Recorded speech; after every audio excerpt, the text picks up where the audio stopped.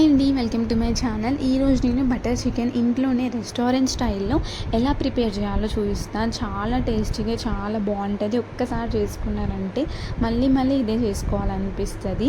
ముందైతే చికెన్ని మంచిగా ఫ్రెష్గా కడుక్కోండి.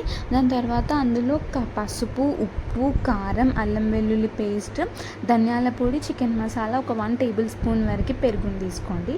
తీసుకున్న తర్వాత వీటన్నిటిని ముక్కకి పట్టేటట్టు బాగా కలుపుకోండి.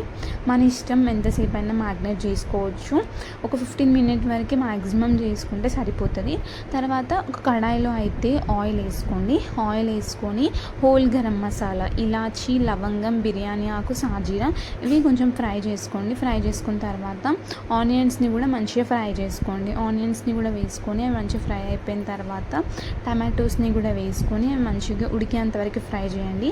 ఇవి పచ్చివాసన పోతే మనకి తర్వాత కర్రీలో కొంచెం స్మెల్ అనేది రాదు. కాబట్టి ఇప్పుడే మంచిగా పచ్చివాసన పోయేంత వరకు ఫ్రై చేసుకున్నామంటే టేస్ట్ కూడా చాలా బాగుంటుంది. ఇవి మంచిగా ఫ్రై అయిపోయిన తర్వాత ఇవి మిక్సీలో తీసుకొని పక్కకు పెట్టేసేసుకోండి. ఇవి ఫ్రై అయిపోయిన తర్వాత ఒక కడాయిలో, వేరే కడాయిలో నేను ఆయిల్ వేసేసుకుంటున్నా. మీరు కొంచెం ఆయిల్ వేసుకున్నారనుకోండి, చికెన్ మాత్రం మాడిపోతుంది ఖచ్చితంగా. అప్పుడు మనకి ఏంటంటే ఎక్కువ మాడిపోయిన టేస్ట్ వస్తుంది. మనం కొంచెం ఆయిల్ ఎక్కువ తీసుకుంటే, నేనైతే ఒక 2 టేబుల్ స్పూన్స్ వరకు తీసుకున్నాను. కొంతమంది 1 టేబుల్ స్పూన్ తీసుకుంటారు. అట్లా తీసుకుంటే కొంచెం మాడిపోయినట్టు ఉంటుంది.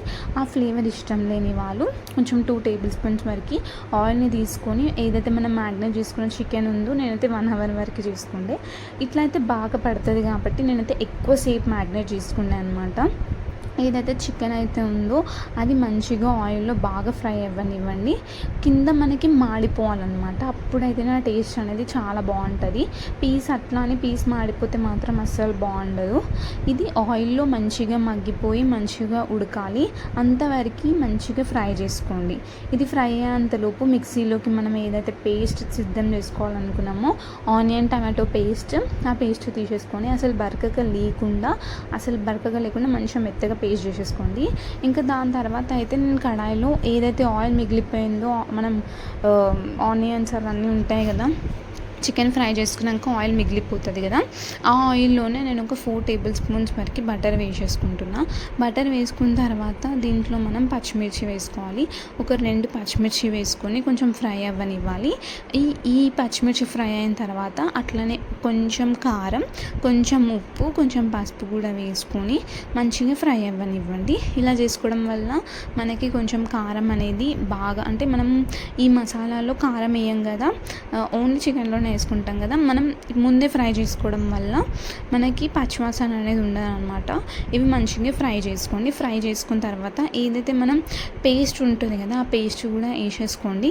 ఆ పేస్ట్ కూడా వేసుకొని కొంచెం ఆయిల్లో ఫ్రై అయితే మనకు సరిపోతుంది. ఈ ఫ్రై అనేది ఎట్లా అంటే ఎక్కువసేపు చేసుకుంటే మాడిపోతుంది. మనం ఆల్రెడీ ఆనియన్స్, టమాటోస్ మంచిగా పచ్చివాసన పోయేంత వరకు ముందే ఫ్రై చేసుకున్నాం కాబట్టి ఇప్పుడు ఎక్కువసేపు చేసుకోవాల్సిన అయితే అవసరం లేదు. ఇవి మంచిగా ఆయిల్లో ఫ్రై అయిపోయిన తర్వాత చూసినారు కదా, ఈ కలర్లో, ఈ టెక్స్చర్లో మనకి చికెన్ అనేది ఫ్రై అయితే టేస్ట్ చాలా బాగుంటుంది. ఈ చికెన్ అనేది ఈ పేస్ట్లో వేసేసుకోవాలన్నమాట. ఇప్పుడు మనము ఈ చికెన్ని ఈ పేస్ట్లోకి షిఫ్ట్ చేసుకోవాలి. చేసుకున్న తర్వాత కొంచెం సేపు కలుపుకొని మూత పెట్టేసుకోండి. ఇవి కొంచెం ఏంటంటే మసాలా అనేది చికెన్కి బాగా పట్టాలన్నమాట. అట్లా పడితేనే మనకి మసాలా టేస్ట్ అనేది చికెన్కి పడితేనే చికెన్కి ఆ టేస్ట్ వస్తుంది. కాబట్టి మంచిగా కలుపుకొని కొంచెం వాటర్ కూడా కొంచెం ఉడికిన తర్వాత మూత తీసుకున్న తర్వాత కొంచెం ఏదైతే మిక్సీ ఉంటుంది కదా, మనకి మిక్సీలో పేస్ట్ మిగిలిపోతుంది కదా, అందులోనే కొంచెం వాటర్ వేసుకొని ఆ వాటర్ని కలుపుకున్న తర్వాత కొత్తిమీర కూడా వేసేసుకొని మంచిగా మిక్స్ చేసేసుకొని ఇది ఎప్పుడైతే మనకి చిక్కగా అవుతుందో, మనకి చాలా అని అనిపిస్తుంది, మనకి కన్సిస్టెన్సీ బట్టి. మరి గ్రేవీ లాగా అయిపోతే కూడా అంత బాగుండదు. కొంచెం పల్చగా కాకుండా అట్లనే థిక్గా కాకుండా మీకు ఇష్టం వచ్చిన స్టైల్ ప్రిపేర్ చేసుకోండి. మన ఇష్టం. గ్రేవీ అనేది, ఆయిల్ అనేది పైకి తేలితేనే ఆ టేస్ట్ అనేది వస్తుంది కదా, కాబట్టి నేనైతే ఆయిల్ పైకి తేలేంత వరకు మంచిగా బాయిల్ చేసుకున్నాను అనమాట చికెన్ని. ఇట్లా చేసుకోవడం వల్ల టేస్టే కాదు, మనకి రెస్టారెంట్లో ఎట్లా ఉంటుందో అట్లనే వస్తుంది. టేస్ట్ మాత్రం చాలా చాలా టేస్ట్ టేస్టీగా ఉంటుంది. మనం బగారన్నం కానీ చపాతీస్ కానీ చేసుకుంటాం కదా, అప్పుడు మాత్రం ఈ టేస్ట్తోని బటర్ చికెన్ చేసుకుంటే చాలా బాగుంటుంది. ఎక్కువ బటర్ కూడా అవసరం లేదు అట్లా అని చెప్పేసి. ఈ వీడియో మీకు నచ్చితే ఖచ్చితంగా లైక్ చేయండి, అట్లనే షేర్ చేయండి, అట్లనే కమెంట్ కూడా చేయండి వీడియో మీకు ఎట్లా అనిపించిందో.